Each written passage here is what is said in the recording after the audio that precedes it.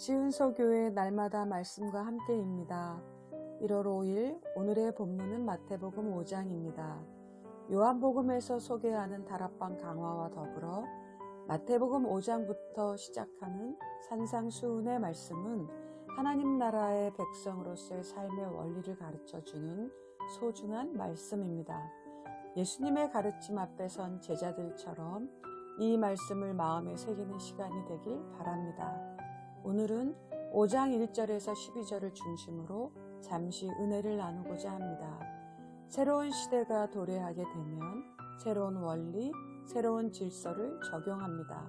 회개하여라, 하늘나라가 가까이 왔다고 하신 예수님께서는 자신과 함께 임하게 된 하나님 나라의 백성들에게 새 시대의 새로운 기준을 제시하십니다.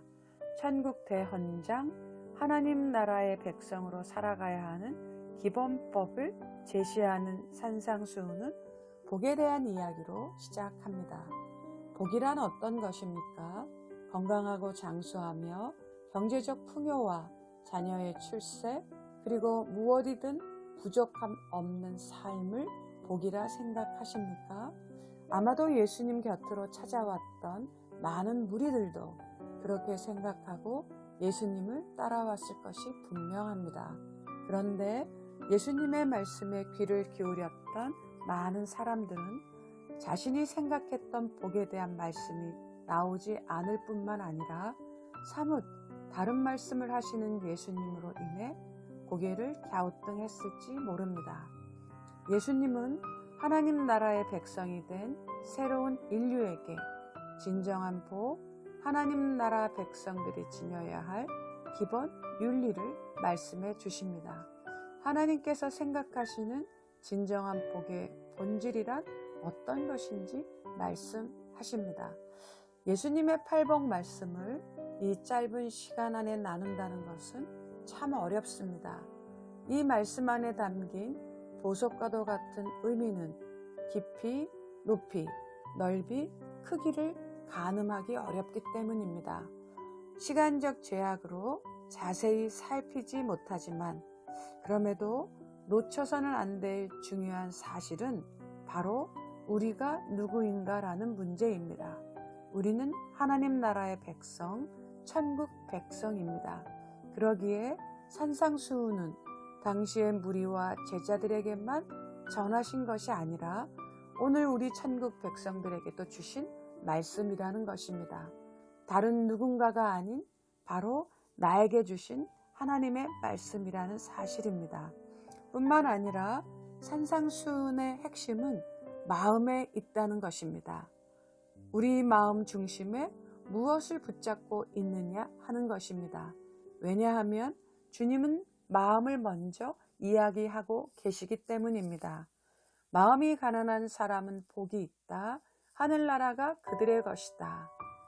마음이 가난한 사람, 가난한 마음이란 무엇입니까? 가진 것이 없다는 마음, 하나님으로 인해 목마른 마음, 자기 삶의 조건과는 상관없이 늘 자기의 약함, 자금을 인식하고 하나님만이 전부이기에 하나님을 중심으로 삼는 마음입니다. 자신이 가진 세상적 가치나 조건은 아무 의미가 없음을 인식하는 마음입니다. 그런데 주님께서는 그 마음이 천국이 내 것이 되는 복을 얻는 마음이라 말씀하고 계십니다. 슬퍼하는 사람 역시 그 마음이 하나님께 대해 목마르며 하나님만이 전부인 마음을 가진 사람입니다.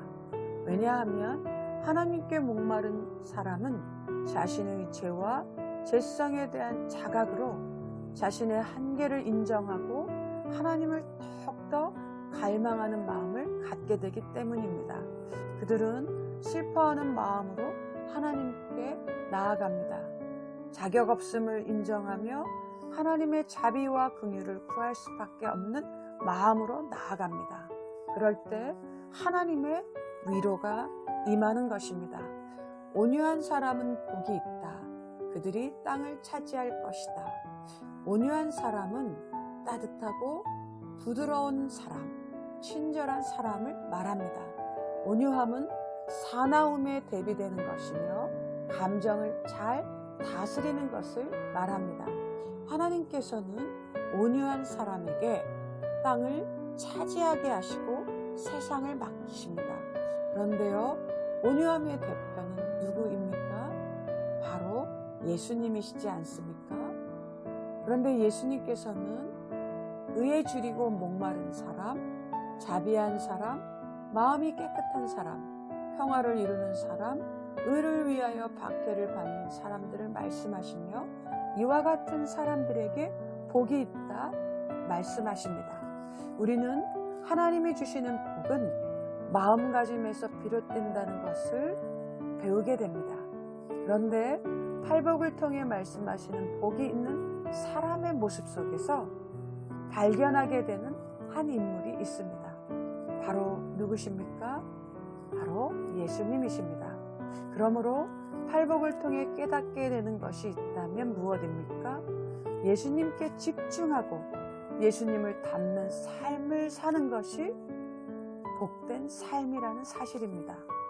2021년 새해를 시작하시면서 우리는 예외 없이 복이 있는 삶을 살기를 희망합니다. 그 희망의 길을 주님이 보여주셨습니다. 복이 임하길 원하십니까? 주님을 닮고자 하는 삶, 주님을 따르는 삶을 사는 길, 복이 임하는 길로 나아가는 삶입니다. 그 삶을 잊지 마시기 바랍니다. 아멘.